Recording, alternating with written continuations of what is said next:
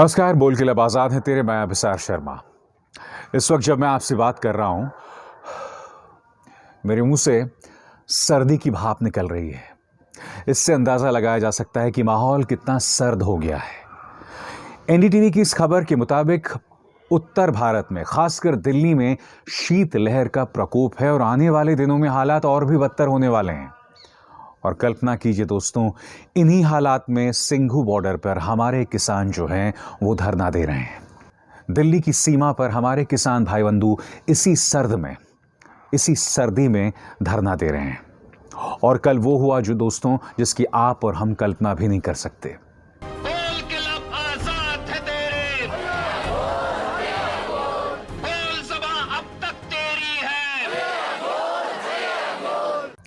आपकी स्क्रीन पर ये हैं बाबा राम सिंह, 65 वर्षीय बाबा राम सिंह। वो अपने साथ किसानों के लिए कुछ रजाइयां लेकर जाते हैं और उसके बाद खुद को गोली मार देते हैं। काश बाबा राम सिंह ये कदम ना उठा के किसानों के साथ खड़े रहते, उनके कदम से कदम मिलाते और इस जंग को उसके अंजाम तक पहुंचाते, इस संघर्ष को इसके अंजाम तक पहुंचाते, बजाय कि ये कदम उठाने का। मगर ये अपने आप में बहुत बड़ी खबर है दोस्तों। इस तरह से एक आध्यात्मिक गुरु ने आत्महत्या कर ली, वो भी किसानों के लिए। अब तक सर्दी के चलते कई किसान सिंघू बॉर्डर और उसके आसपास जो हैं, जहां जहां किसान धरना दे रहे हैं, उनकी मौत हो गई है। कई किसानों की मौत हो गई है सर्दी की वजह से। और बाबा राम सिंह की मृत्यु कितने मायने रखती है वो आपको इस बात से पता चलेगा कि आपके स्क्रीन्स पर आप देख रहे हैं राहुल गांधी जो इन्हें श्रद्धांजलि दे रहे हैं। अब आप देख रहे हैं अरविंद केजरीवाल, दिल्ली के मुख्यमंत्री, जो इन्हें श्रद्धांजलि दे रहे हैं। इसके अलावा अकाली दल के नेता सुखबीर बादल इन्हें श्रद्धांजलि दे रहे हैं। दिल्ली सिख गुरुद्वारा प्रबंधक समिति के अध्यक्ष मनजिंदर सिंह सिरसा भी यहां पर इन्हें श्रद्धांजलि दे रहे हैं।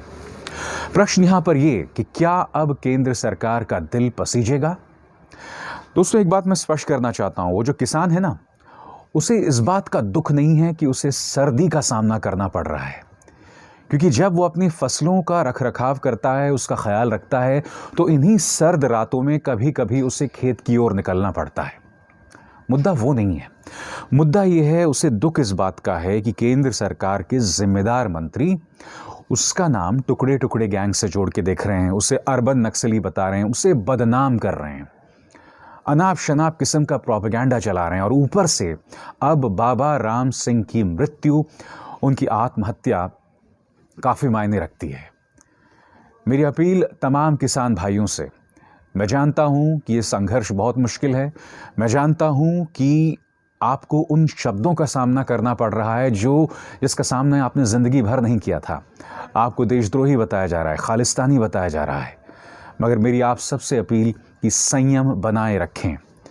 मैं जानता हूं कि बाबा राम सिंह के बाद कई लोग क्षुब्ध हैं, मगर ये मौका है हम इस बात का परिचय दें, इस बात का प्रमाण दें कि हमारा आंदोलन सत्याग्रह है, हमारा आंदोलन अहिंसात्मक है।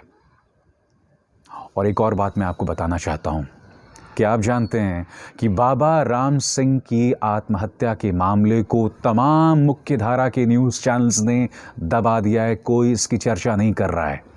ये बात आपको अटपटी नहीं लगती दोस्तों?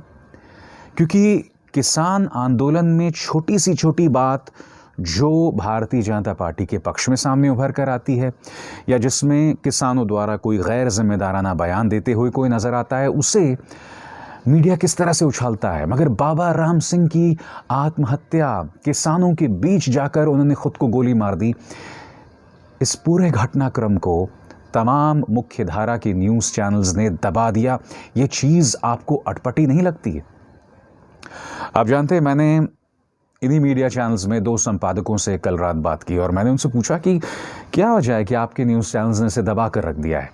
तो उन्होंने मुझे कहा कि देखिए, आपको ये बात समझनी पड़ेगी कि हमें जिम्मेदारी भरा रवैये के परिचय देना चाहिए, क्योंकि अगर हमने बाबा राम सिंह की आत्महत्या के मामले को तूल दिया तो इससे माहौल बिगड़ सकता है। अरे मेरे समझदार बंधुओं, इससे पहले जो तुम लगातार किसान को बदनाम कर रहे थे, इससे पहले जो तुम लगातार किसान को टारगेट कर रहे थे, कहाँ गई थी उस वक्त जिम्मेदार पत्रकारिता? उस वक्त तुम्हें ये बात क्यों नहीं आई कि तुम लगातार किसान को भड़का रहे हो, उसे बदनाम कर रहे हो? क्योंकि होता क्या है, देखिए, जब आप लगातार एक शख्स को गाली देते रहते हो तो वो पलटकर आपको फूलों की माला तो पहनाएगा नहीं ना, वो भड़क जाएगा, कभी ना कभी उसका आपा टूट जाएगा। बाबा राम सिंह की जो आत्महत्या है वो शायद उसी का परिणाम है। वो देख रहे थे कि उनके किसान बंधु किन हालात से गुजर रहे हैं, किन मुश्किल हालात से गुजर रहे हैं, और उसी के चलते उन्होंने आत्महत्या कर ली। मगर एक बार फिर मेरी आप सबसे अपील, जैसे कि तमाम नेता भी कर रहे हैं, बहुत ज़रूरी है कि आप जिम्मेदारी भरे रवैये का परिचय दें, क्योंकि आप जानते हैं आपसे एक भूल हुई तो उसे 10 गुना बढ़ा चढ़ा के ये पालतू मीडिया बताएगी, आपको अराजक तत्व बताएगी, आपको खालिस्तानी, आतंकवादी जैसे शब्दों से नवाजेगी, जो वो पहले भी कर चुकी है। मगर प्लीज़ मेरी आपसे करबद्ध प्रार्थना है, इन्हें मौका मत दीजिए आपके इस खूबसूरत आंदोलन को बदनाम करने के लिए। बोल के लब आज़ाद है तेरे में आज जो दूसरा मुद्दा मैं आपके सामने लेकर आया हूं ना, वो खासा मायने रखता है। भारतीय जनता पार्टी के नेता, मध्य प्रदेश की पृष्ठभूमि के कैलाश विजयवर्गीय ने एक सभा में बहुत बड़ी बात कह दी। उस सभा में उन्होंने कहा कि ये बात मैंने आज तक किसी से नहीं कही, मगर कमलनाथ की सरकार प्रधानमंत्री नरेंद्र मोदी ने गिरवाई थी। आप सुनिए उन्होंने क्या कहा और फिर मैं उसकी चर्चा करता हूं। सुनिए। ये पर्दे के पीछे की बात कर रहा हूं, आप किसी को बताना मत। मैंने आज तक किसी को नहीं बताई, पहली बार इस मंच पे बता रहा हूं कि कमलनाथ जी की सरकार गिराने में यदि महत्वपूर्ण भूमिका किसी की थी तो नरेंद्र मोदी जी की थी, धर्मेंद्र प्रधान जी की नहीं थी।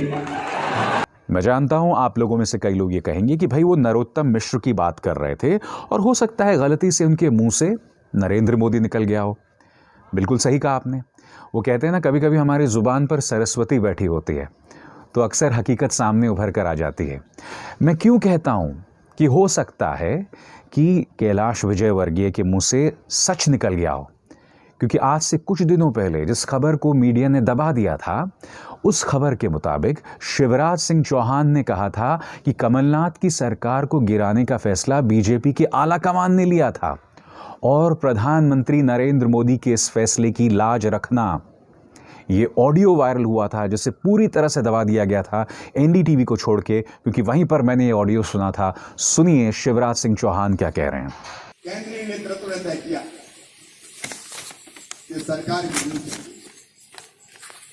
ये बर्बाद कर देगी, तबाह कर देगी। और आप बताओ, ज्योतिरादित्य सिंधिया जी और तुलसी भाई के बिना सरकार गिर सकती थी क्या? और कोई तरीका नहीं। अच्छा, ये तो मंत्री वहां भी थे और मुख्यमंत्री बनने की तो नहीं सोची। ये तो मंत्री वहां भी थे। अब सुर्री छोड़ना है कांग्रेस वाले, गड़बड़ कर दी, घोटाला कर दिया। आज पूरे विश्वास और ईमानदारी के साथ कह रहा हूं इस मंच से, धोखा कांग्रेस ने दिया, धोखा तुलसी सिलावट ने नहीं किया, ज्योतिरादित्य सिंधिया ने नहीं किया। मेरे प्रिय कार्यकर्ता बहन और भाइयों, कभी कभी ऐसा मौका आता है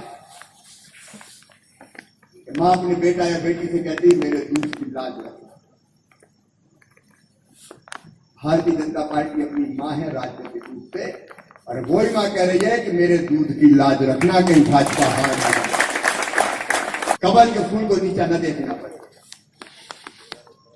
प्रधानमंत्री जी का फैसला गलत नहीं हो जाए। तो सुना आपने, शिवराज सिंह चौहान पहले कह चुके हैं कि प्रधानमंत्री नरेंद्र मोदी के फैसले की लाज बचाए रखना।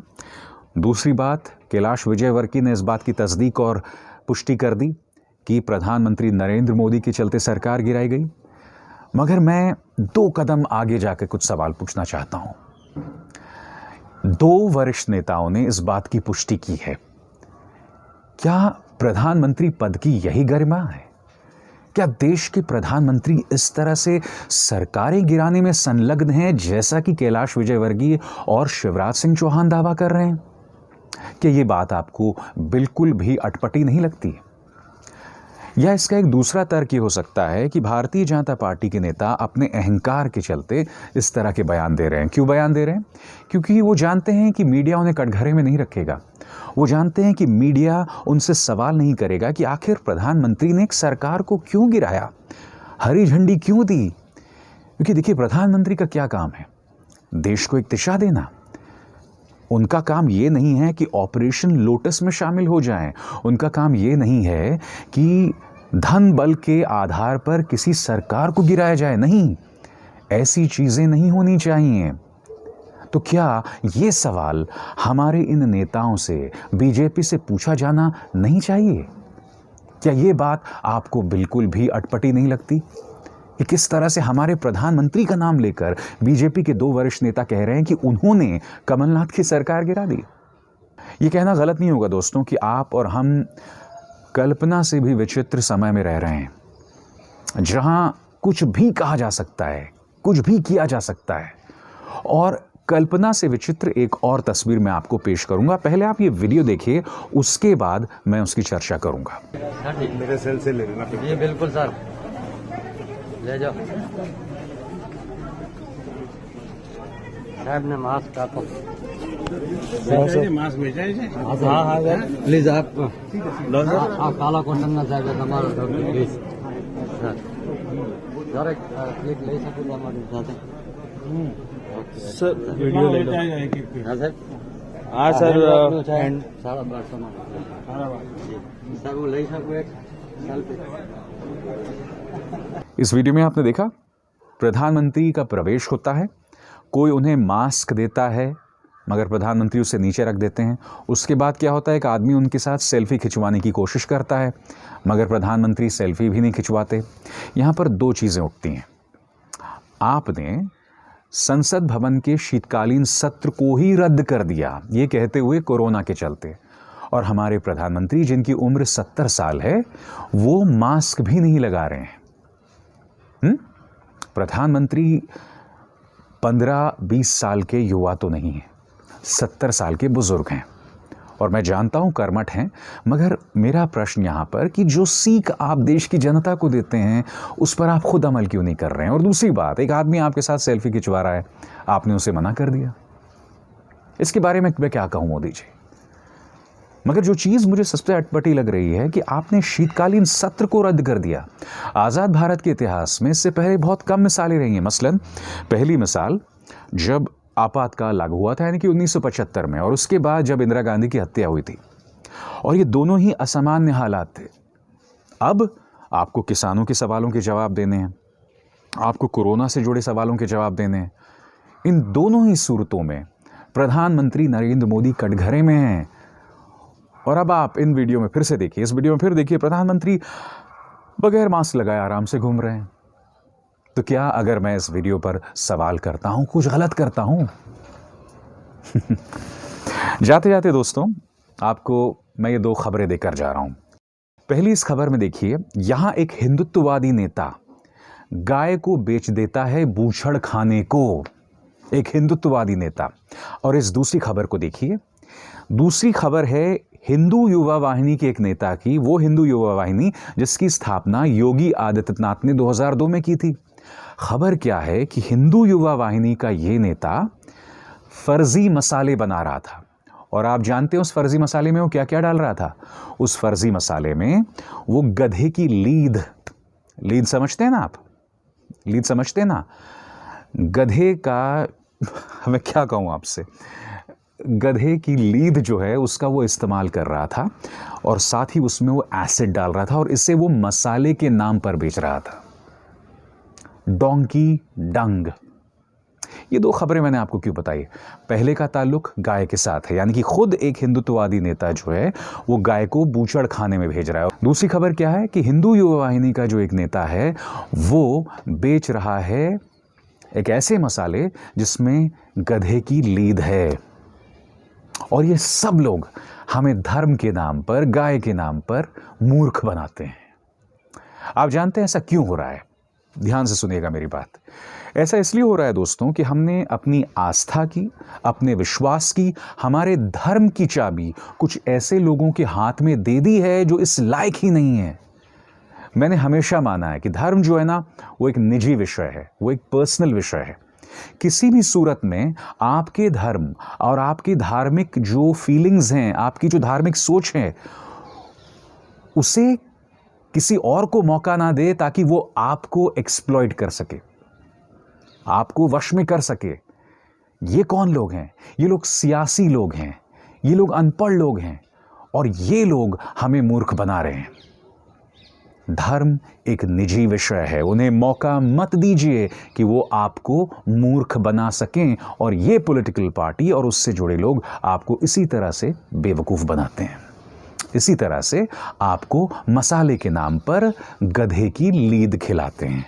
इसी तरह से हमारी गायों को हमारी गौ माता को बूचड़ खाने में भेजते हैं। ये बात आपको अटपटी नहीं लगती? खैर, बोल के लब आज़ाद हैं तेरे में बस इतना ही। अब इसार शर्मा को दीजिए इजाज़त। मेरी आप सबसे अपील कि इस कार्यक्रम को ज़्यादा से ज़्यादा लोगों तक शेयर करें। नमस्कार।